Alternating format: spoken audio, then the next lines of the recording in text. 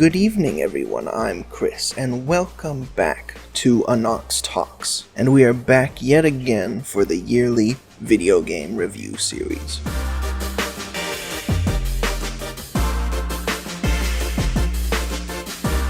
Today we're going to be covering all the games that I played for a significant amount of time throughout 2022. If there is overlap of games that I mentioned in previous years, and I don't have much to say, then I won't be discussing those. That is a change that I've made this year, since a couple times I've found myself talking about a game and just saying, it's still good. So I won't be doing that this year. An example to illustrate this is Loop Hero. While I did play Loop Hero for a significant amount of time in 2022, I did not reach anything new that I didn't discuss in last year's video. An example of the opposite happening is Crusader Kings 3, which I've played some DLC this year that has been released. So I do have new things to talk about for that game. At the end of these videos, I usually go over the list of video games being released in the upcoming year, so in this case 2023. However, I've opted not to do that this year for reasons that I'll explain in the replacement section that is at the end of this video. Also, one of the big changes that I've made this year is that I've recorded a lot of my experiences with many of the games that I'll mention in this video and posted them on a new channel that I made over the summer of 2022. That channel is named AnoxTalks, and on it I do not provide any commentary and upload in usually hour-long chunks. Most of the footage that I'll use today is either already on that channel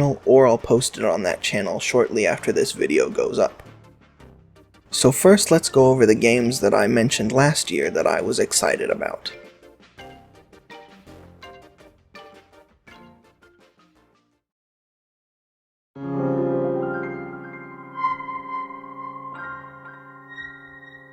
Starting off this section is Pokémon Legends Arceus, which released on January 28th. I played the game for about 3 hours, and in that time I reached the 2nd star. Legends Arceus introduced some interesting changes in the catching and battling systems that were a breath of fresh air. As I've gotten older, I think the Pokemon games have gotten less appealing to me. My first encounter with Pokemon was Soul Silver, which a friend of mine owned. Then in Gen 5 I got my own game of Pokemon Black, which was great. I also played Black 2, which I enjoyed a lot more, and which is still my favorite Pokemon game. I eventually traded or transferred most of my Pokemon, including a Victini and my original starter, to Black 2. I lost my copy of Black 2 in 2014 or 2015-ish and lost everything, which included my original starter as mentioned before, Reshiram from the first game, whatever legendary was at the end of the main story of Black 2, which was some hybrid of Reshiram and Zekrom, I think,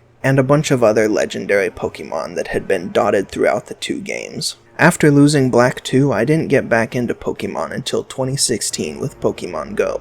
I then ended up getting Pokemon Moon in Christmas 2016, and I did not enjoy it as much as Black or Black 2. I also ended up playing Let's Go Eevee around the time that it came out. I then played Sword pretty close to its launch, and I mentioned it in my 2019/2020 video, where I put it at number 2 of the games that I played that came out that year. With the passage of time, my playing of better games from that year, and my issues with Pokemon Sword being examined more closely, I'd probably put it lower today. While I beat the Elite Four in Black, Black 2, and Moon, the same cannot be said for Let's Go Eevee, Sword, and Legends Arceus. I'm not even sure if Legends Arceus has an Elite Four, since timeline-wise it's before Pokemon training was really a thing. Long turn-based RPG grindfests are just not something that I want to spend my time with when there is nothing else keeping me there. For instance, Fire Emblem Three Houses, a game from 2019 that I still enjoy, could also be considered a long turn-based RPG grindfest. But the story was engaging and had characters that the game actually puts effort into making you care about. The most recent Pokemon games, Scarlet and Violet, received a lot of criticism in this department. Aside from being a buggy mess, the lack of voice acting was a common talking point for its detractors. It's entirely possible that Pokemon is just seen as a kid's game by its developers, so they don't feel that it's necessary to implement these changes suggested by adult critics. Still, the games being intended for children does not justify putting out buggy messes when before they were able to put out perfectly fine games. It's entirely possible that I may play a Pokemon game for AnoxTalks in the future, but me getting excited for an upcoming one is probably not going to happen for the foreseeable future.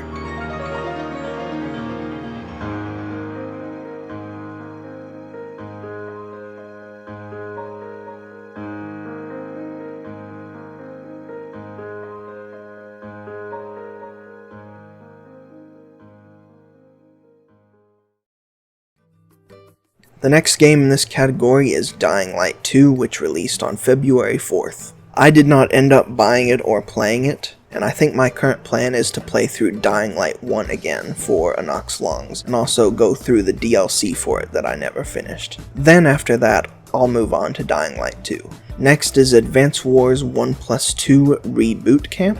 It was supposedly delayed due to the Russia-Ukraine conflict that occurred in early 2022. I guess that somewhat makes sense since the game is about wars and armies and stuff. In the Nintendo Direct in early February of 2023, the release date was finally updated to be April 21st, 2023. Next we have Starfield.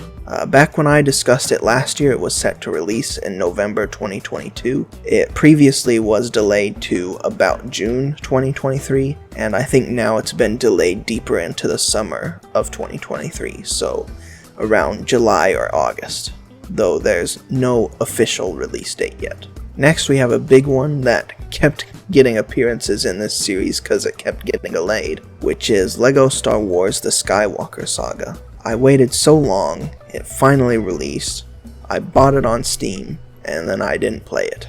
What I will say is that it does have a high priority in the backlog, so as soon as I can get to it, I'm going to play it. Next is Homeworld 3, which was delayed without a new release date specified. And to be honest, I don't really care. I think around the time that I made last year's video, I had been playing the first two Homeworld games and was enjoying them.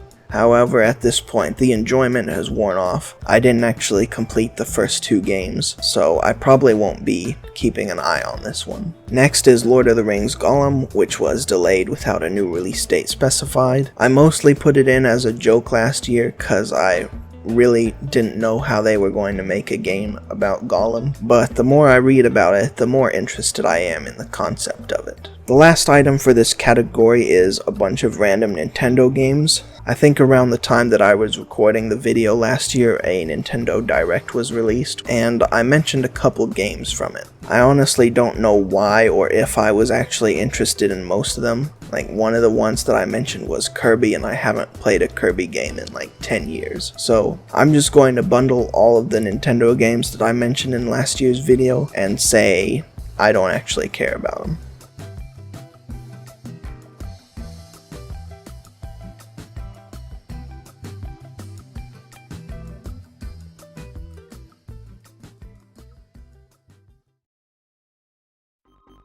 Next, we have the category of releases in 2022 that I didn't mention in last year's video. So first up in this category we have Lost Ark, which was a mega hyped Korean MMO. In the time leading up to its worldwide release, a bunch of people that had played the original version were saying that it was awesome. I got caught up in the hype and tried it out, and I did not enjoy it much. Being able to do its equivalent of dungeons solo was nice, and the combat was also fun at points. However, as a free-to-play MMO, there are the typical free-to-play microtransactions that made it unappealing to stick with, and also the story was not very fun either. I got to level 27 on a Deadeye character if you are an avid player and that tells you anything. There was also another MMO that released called Diablo Immortal. I think like many people, my experience was that the game was fun in the beginning, but then it slowly transitioned into making you feel underpowered. Eventually you get to a point where getting more powerful in the game is locked behind transactions. And notice that I did not say microtransactions. To reach the maximum power in the game, you have to either live hundreds of years past the normal human lifespan, or pay hundreds of thousands of dollars. Okay, I might be exaggerating a little, but I think those numbers were still pretty crazy, though I don't know them off the top of my head. Next we have Vampire Survivors, which left early access in 2022, but it is a game where you play as a hero character attempting to survive hordes of enemies. If you pick up enough of these XP crystals, you level up, which allows you to choose between active and passive upgrades. Combining certain active and passive upgrades allows you to evolve them into much stronger items. The game is decent fun and cheap. I will say that compared to most people hyping it up online, I have a bit less enjoyment of the game due to my own game preferences. However, the aforementioned low price was enough to get me to try it out, and I played it off and on throughout 2022. Next is Multiversus, another fighting game that's in the Smash Bros sort of style. There seems to be a lot of companies jumping on making that type of game now. I think Nickelodeon made one a couple years ago. Unfortunately, that's the only one that I can come up with off the top of my head. I had fun with Multiversus. I did have a couple issues, but I don't know if those issues can be blamed on the game itself or my skill, since I'm not a fighting game person. For instance, some of my friends that played the game around the same time as I did were constantly complaining about the servers lagging. I also saw that sentiment online a little bit. I don't know if that's what I was experiencing or if it was simply my own lack of skill when it comes to this type of game. Aside from that, the sheer amount of media properties that Warner Brothers owns is enough to guarantee that there are plenty of interesting character additions that could be made to this game. Next is V Rising, a survival game where you play as a vampire. The gameplay loop involves fighting bosses to learn new recipes and spells, which allows you to fight harder bosses. It borrows its combat style from MOBAs, which, if you aren't aware, that's League of Legends, Dota, Heroes of the Storm, rest in peace, and other games like those. And like I said, it's a survival game, so there's crafting, you can build like a vampire castle, and the boss fights are fun and they don't feel like miserable bullet hells. Overall, the game is fun to play. Next is Stacklands, a fun card-based village builder. In it, you have to manage various resources to make sure that your villagers don't starve to death. You also have to make sure they're strong enough to defend against a periodically appearing portal that brings enemies into the village. The goal is to eventually build up a strong enough army to defeat a demon boss that you summon. I have played the 2 free DLCs that came out in 2022, but I did not play them in 2022. That was in January of this year, so I'm not going to discuss those here, but the base game was pretty good. Next is Overwatch 2 PvP. If you don't know what Overwatch is, it is a first-person shooter. In my personal opinion, I'm sort of leaning towards Overwatch 2 being better than the original Overwatch. There's not really a way to directly compare the two since Overwatch 2 completely replaced the original Overwatch. So even if you wanted to go play that one right now, you can't. As a legacy player, I automatically unlocked all the old heroes and got one of the new heroes for free, and I think the third new character that was added on launch was given free to everyone who played that first season. I also instantly bought the Battle Pass, which got me the third hero that was added on launch. One of the biggest changes between the two games is that they removed loot boxes from the original Overwatch, and have replaced them with a Battle Pass and shop system in Overwatch 2. Which, while the shop does allow you to target specific skins that you want, there were options of getting loot boxes for free in the original Overwatch. In the game now, you can only get 60 of the currency per week, and when the Battle Pass is 1,000 of the currency, and most of the skins are like 2,000 of the currency, you have very little hope of getting cosmetics for free without grinding and grinding. Now the only way to acquire cosmetics for free is through either the Battle Pass, which has free rewards dotted throughout, or by participating in events that are sprinkled throughout the year. However, getting the free items from the Battle Pass is made more inefficient than if you just bought the Battle Pass and got all the items that way, since there is a 20% boost to all experience earned if you have the Battle Pass. They have made some changes to the structure of the Battle Pass in Season 3, which came out recently, but that cannot be part of my 2022 review. I will say that if it was, it would be pretty negative at this point. I still am looking forward to the PvE mode that was originally supposed to launch at the same time as the PvP mode. The PvE mode at this point has a general 2023 release date.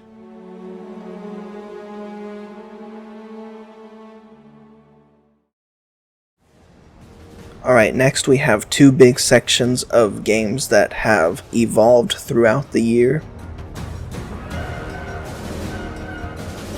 The first of those games is World of Warcraft. In the first half of 2022, the final Shadowlands patch came out, which was 9.2, also known as Eternity's End. It concluded the story of the Shadowlands expansion. The zone that was added, Zereth Mortis, was nice looking, which was a good change from the bleak look of the previous two endgame zones. The raid was alright. It's my second favorite of Shadowlands, with my favorite being Sanctum of Domination, which leaves Castle Nathria at the bottom. The catch-up mechanics that allowed you to turn gear from most types of content into gear that applies set bonuses was nice, and as someone that doesn't really pay much attention to the story, I can't say whether I was pleased or displeased at the conclusion. I have been trying to pay more attention to story details recently by playing through a character on anoxtalks and actually reading quest text. However, that character never entered Shadowlands. Then in the second half of 2022, the new expansion released, Dragonflight. This expansion has the player traveling to the Dragon Isles to solve some problems dealing with primal dragons, which are different from the dragons that have appeared in the game thus far. It's more grounded of a premise than the character being able to go to the afterlife and talk to ghosts, and in gameplay compared to Shadowlands, Dragonflight is better in many aspects. First, professions have been overhauled significantly. Professions now have much more depth and allow for progression through skill trees rather than just going from 1 to 100 skill and never getting any more bonuses. As a crafter, you can now specializing in crafting certain types of items, and as a gatherer, you can specialize in acquiring different rare materials. The one thing I will complain about is that the best crafted items are locked behind gaining reputation with the factions of the Dragonflight expansion. I don't have much time to grind for reputation, or I think it's called renown now. I only managed to get a character to 10 renown in all 4 factions about 2 months post-launch, and the better crafted items don't start getting unlocked until the high teens at least.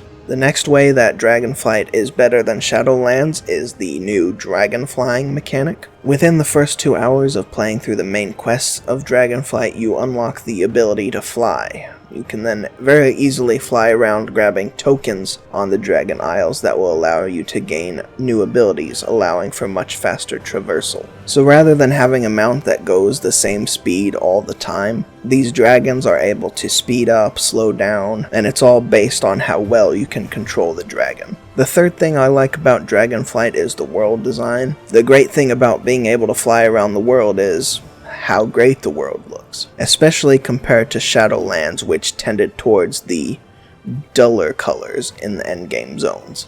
Fourth, Dragonflight is alt-friendly, so for instance, the flying that I mentioned earlier, you only have to unlock it once, and then every other character you have will be able to fly immediately when arriving in the Dragon Isles. This also includes all of those upgrade tokens. The renown also has some account-wide bonuses, with the non-account-wide bonuses being easily accessible, since once you have a character reach 10 renown and 20 renown, all other characters on your account will gain renown 100% faster up to those levels. I wish the bonus applied to all levels rather than only being applied at intervals, but this is better than nothing. The fifth reason I like Dragonflight is the changes that they've made to world quests. In previous expansions, they would be very boring tasks that don't vary at all. They'd be simple things like most other quests in the game, where you have to pick up items or kill enemies. In Dragonflight, there are now more unique world quests that involve tasks such as rock climbing, taking pictures of wildlife, and doing dragon races.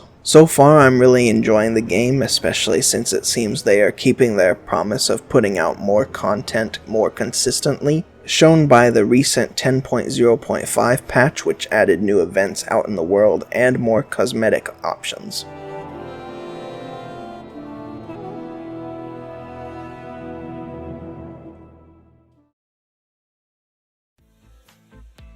The next big game that experienced changes throughout this year is Fortnite, which had the end of one season, the entirety of 3 seasons, and the beginning of 1 season. So last year I ranked these as I was going through them. This year I'll rank them after, and the first one was Flipped, which carried over from last year. Flipped was the first season of Chapter 3. It introduced a new map. It also introduced sliding and sprinting, which increased mobility options. It added a Spider-Man grappling hook kind of thing, which was fun to use. It added the tent, which was meh. That season also introduced the Victory Crown, which meh. The next season was Resistance, which introduced mantling and zero build. First off, zero build is the best feature that they've ever added to the game, and they also had to introduce mantling to support that, since you couldn't build stairs up to places anymore, so you had to climb up places. The next season was Vibin. It introduced animal riding and the reality seed. Animal riding is an alright feature. It allows you to tame animals way easier, but a vehicle is always a faster option than an animal. It's great if they're there and there's no vehicle around, but that's not very often. And the reality seed, I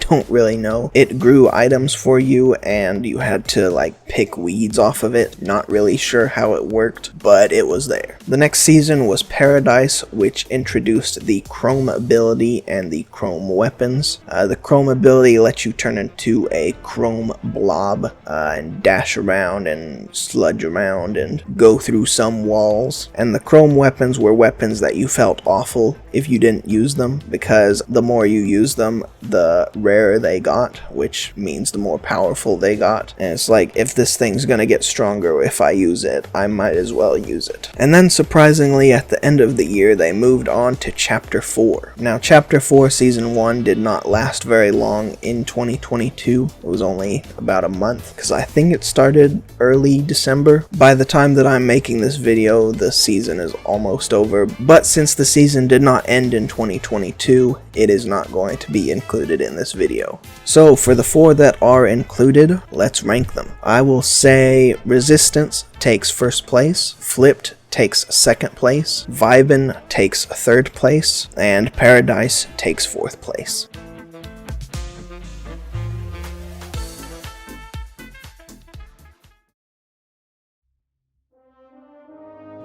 Moving on to the next section, we're going to go over older games that I have played this year, which just means any game that was released before 2022.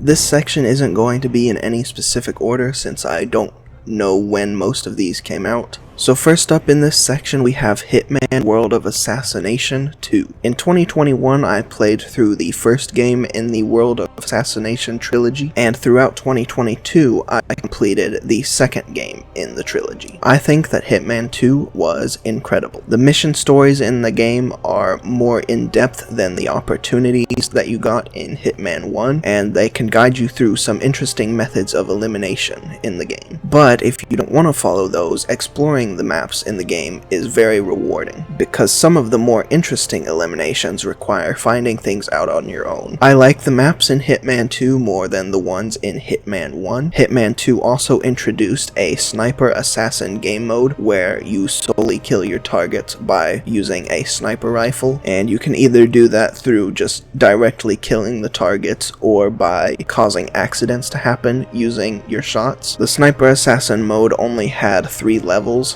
and they weren't very exciting, so I'd say that mode as a whole is pretty meh, but I did enjoy most of Hitman 2. Back in January of 2023, I 100%ed the game and have moved on to Hitman 3 at this point, so I'll be talking about the final game in the World of Assassination trilogy next year. But Hitman 2, good game. Next we have Northgard, which I mentioned very briefly last year. I described it as a fun Viking RTS. In 2022 I played through the full story mode campaign for my AnoxTalks channel, and I'd say it's worth a try if you're into RTS games, or if you're new to RTS games. It felt very beginner friendly. Next up, we have Slay the Spire. Slay the Spire is a deck building game where you play as a hero character and you take branching paths to defeat powerful enemies. There are a bunch of different cards to play with, a bunch of different enemies and effects that you have to deal with, and special relic items that give you permanent bonuses for your current run. However, I'm absolutely terrible at the game, so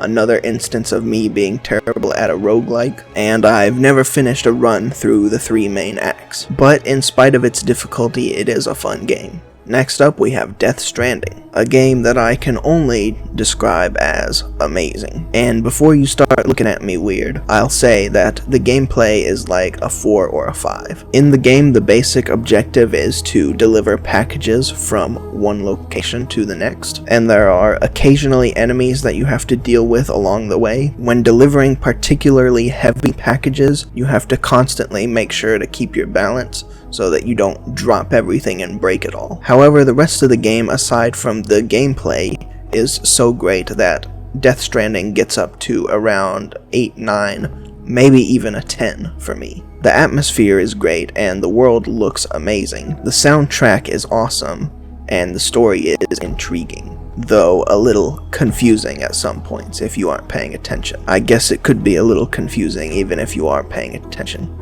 And all of that comes together to create an amazing experience. I will say that I was not motivated to play it anymore after beating the main story because, as I said, the gameplay is pretty meh, so my experience with the game was pretty much doing the bare minimum. Next up is Crusader Kings 3. In last year's video, I had not yet played any of the DLC that had released by that time. However, as of this year, I have played all of the DLCs so far except Friends and Foes. Most of the DLCs have added something new and interesting. I believe the first DLC was Northern Lords, which added a bunch of flavor for the Viking characters in the game. Royal Court added new actions that you could perform as a ruler. It also lets you set up a throne room with valuable artifacts inside of it, and I believe alongside Royal Court they also added in the weapons and armor equipment system that had been in Crusader Kings 2, and I think that was also when they introduced making hybrid cultures.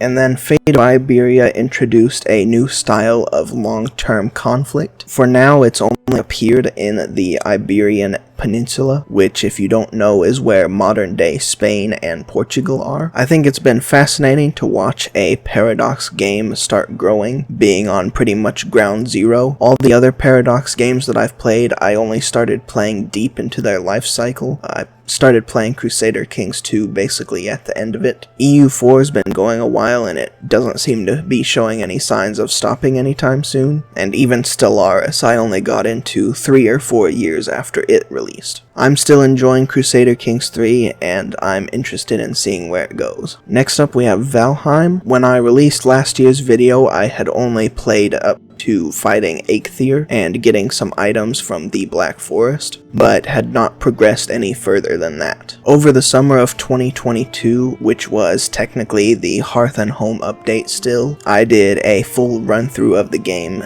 defeating all the bosses up to that point. Having now played through the entire game, I really like the boss fights. I love the build mechanics, and the combat in the game still feels fun. Next up is Terraria. And the specific version of Terraria that I'm talking about here is 1.4.3. I believe 1.4.4 released at the very end of 2022. But the 1.4.3 update is the first time that I've played for a significant amount of time since 1.4 came out, and it's also the first time that I've done a complete run-through of the game alone since the game has come out, which took me long enough. It's also the first complete run-through of all the bosses since I never beat the Empress of Light before this run, though I have gone through the game in multiplayer and killed all the other bosses. I'll say that after years of playing only Expert and Master Mode, Normal is much more enjoyable than the harder difficulties. Bullet hell style games are the bane of my existence.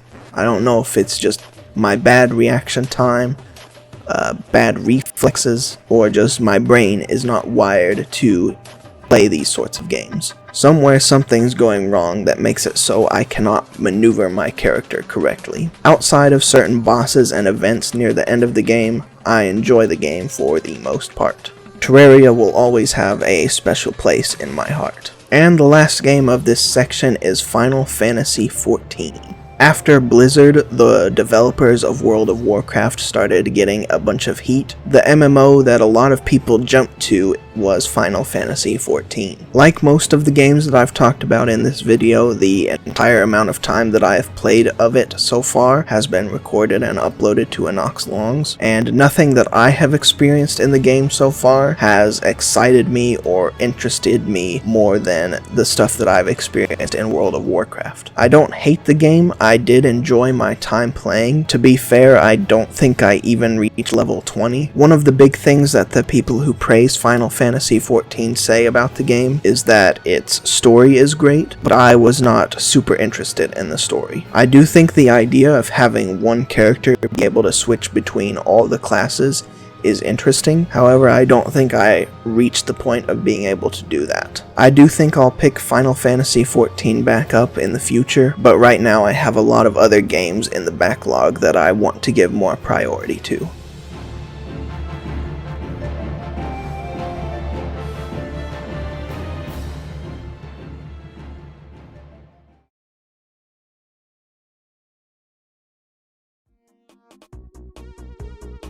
Alright, so that was pretty much every game that I played in 2022. There were a couple games that I played in 2022 that I did not play for a significant amount of time that I could justify talking about it here. But now it's time to talk about the games that are coming out in 2023. But it's actually not, because like I said, that section is getting removed this year. It might return next year depending on how this goes, but what I'm doing instead this year is talking about only one game that's coming out in 2023. Because I've been seeing some common occurrences in these videos throughout the years, and those are the phrases, the game came out, but I didn't end up playing it, or the game got delayed, but I don't know why it was on the list to begin with. Which is why I'm only going to put one game on the games I'm excited for this year list. And it's not one that's being carried over from last year.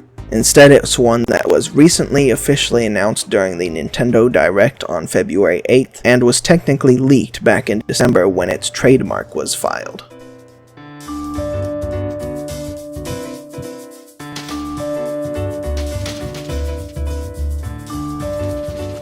The game is We Love Katamari Reroll plus Royal Reverie, a remake of my most played PS2 game of my childhood. Back in 2018, the original Katamari Damacy was remade. However, the sequel to the original was always the superior in my book. Unfortunately, this copy hasn't worked for a while, so I've been looking forward to this remake for a while. Despite its reveal through the Nintendo Direct, it's supposed to release on all modern platforms on June 2nd. A nice, decent early summer release.